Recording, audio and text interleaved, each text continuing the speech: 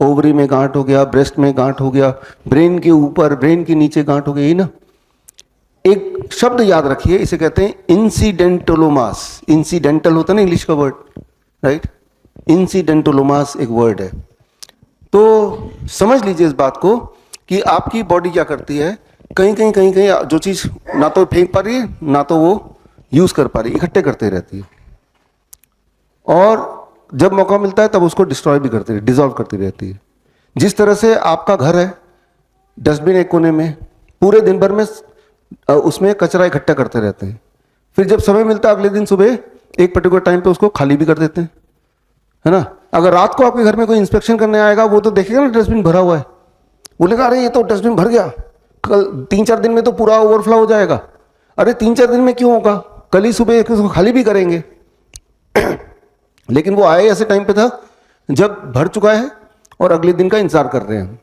ठीक उसी तरह से आपके बॉडी के कई सारे पॉकेट्स होते हैं जहाँ पे ट्यूमर इकट्ठा होता रहता है, बॉडी खुद ही उसको अपने आप ही डिसॉल्व भी करता रहता है। लेकिन क्योंकि आपने सोनोग्राम करा लिया तो जब इकट्ठा हो गया, डिसॉल्व हुआ नहीं अभी, तब वो पकड़ा गया। तो अब क्या है कि इसको कैसे हम काटे तोड़े, बायोप्सी करें एक नया दिशा में, इसे कहते हैं इंसिडेंटोलोमास।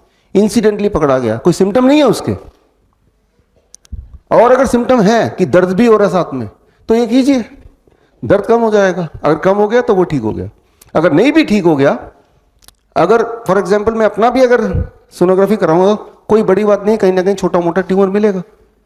जिस तरह से बचपन में हमें पिंपल होते ही थे ना, जाते भी तो अपने आप थे ना।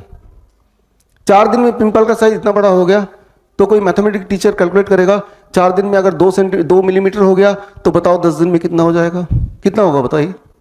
10 दिन में गायब हो जाएगा वो ना। लेकिन मैथमेटिक्स के अनुसार चलें तो 2 मिलीमीटर अगर हो गया तो 10 दिन में कितना हो गया, 2 सेंटीमीटर हो गया, तो 100 दिन में कितना हो जाएगा, 100 दिन में तो अपने सिर से बड़ा हो जाएगा, राइट। लेकिन आपको पता है कि जिस तरह से आया है उस तरह से वो डिसॉल्व भी खुद ही खुद होता है। तो ट्यूमर, कैंसर, ये क्या है, ये भी तो जो पिंपल बाहर दिख रहे हैं उसी का अंदर का रूप है। वो बढ़ेगा घटेगा भी, पिंपल आएंगे तो जाएंगे भी, लेकिन अगर उसके जाने से पहले अगर उसको छीलेंगे, कुछ लोग करते नहीं है, राइट। बचपन में जैसे मैं भी करता था, पिंपल आ गया उसको खरोंच दिया, खत्म कर दिया, तो ऐसे में क्या होता है और पिंपल आ जाते हैं, दाग जिंदगी भर रह जाता, अभी भी दाग है मेरे, राइट, क्योंकि मैंने उसको छेड़ा। पिंपल की लाइफ साइकिल कंप्लीट होगी तो अपने आप it has to go, right. तो आपका जो पिंपल है वो अंदर है, इसकी लाइफ साइकिल खत्म होगी तो वो अपने आप जैसे आया था वैसे ही जाएगा।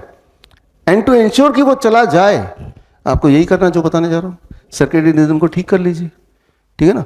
तो ये sonography, these are not the precise thing कि उसमें तो 7.29 बता दिया या 28 बता दिया तो वही सत्य है। सत्य वो है जो आपकी बॉडी बता रही है कि आपको दर्द है, जहां पे भी ट्यूमर बता रहे हैं। अगर तो नहीं तो वो अपने हद में ही है, और मोस्ट लाइकली वो धीरे धीरे डिसॉल्व ही होने वाला है।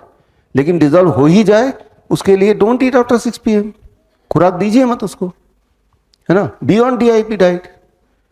तो इतना ही करना है आपको।